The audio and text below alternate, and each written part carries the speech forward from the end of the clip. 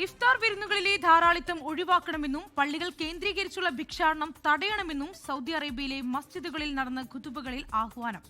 റമദാൻ മാസത്തിലെ പുണ്യങ്ങൾ പ്രയോജനപ്പെടുത്തുന്നതിനൊപ്പം സാമൂഹിക അച്ചടക്കം പാലിക്കണമെന്നാണ് റമദാനിലെ ആദ്യ വെള്ളിയാഴ്ച നടന്ന ജുമാ ഖുതുബയിലെ പ്രധാന സന്ദേശം. സഹായങ്ങൾ ഔദ്യോഗിക സംവിധാനങ്ങളിലൂടെ മാത്രമേ നൽകാവൂ എന്ന് ഇസ്ലാമിക കാര്യ മന്ത്രാലയം കർശന നിർദ്ദേശം നൽകി.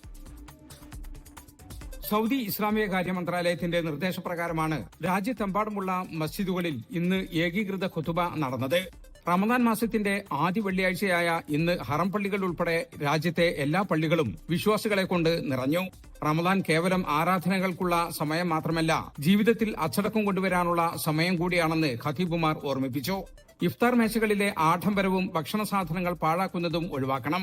ഭക്ഷണം പാഴാക്കുന്നവരെ അള്ളാഹു ഇഷ്ടപ്പെടുന്നില്ല എന്ന ഖുർആൻ വചനം ഉദ്ധരിച്ചുകൊണ്ടാണ് മിതത്വം പാലിക്കാൻ വിശ്വാസികളോട് ആവശ്യപ്പെട്ടത്.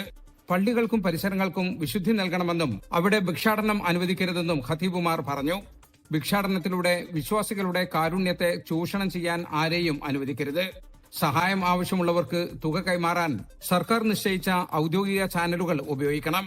ഇത് സഹായങ്ങൾ അർഹരായവരിലേക്ക് കൃത്യമായി എത്തുന്നുവെന്ന് ഉറപ്പാക്കാൻ സഹായിക്കും. നോമ്പ് പഠനത്തിലോ തൊഴിലിലോ അലസത കാണിക്കാനുള്ള കാരണമാകരുത്. മറിച്ച് കൂടുതൽ ഊർജ്ജസ്വലതയും കൃത്യനിഷ്ഠതയും കൊണ്ടുവരാനാണ് ഓരോ വിശ്വാസിയും ശ്രമിക്കേണ്ടത്, ഖതീബുമാർ ഓർമ്മിപ്പിച്ചു. 24 ജിദ്ദ. ലോകത്തെവിടെയായാലും ഏത് സമയത്തും 24 വാർത്തകളും ഓഗ്മെന്റഡ് റിയാലിറ്റി പാക്കേജുകളും എക്സ്പ്ലെയിനറുകളും വിശദമായി കാണാൻ ഞങ്ങളുടെ യൂട്യൂബ് ചാനൽ നിങ്ങൾക്ക് സബ്സ്ക്രൈബ് ചെയ്യാം.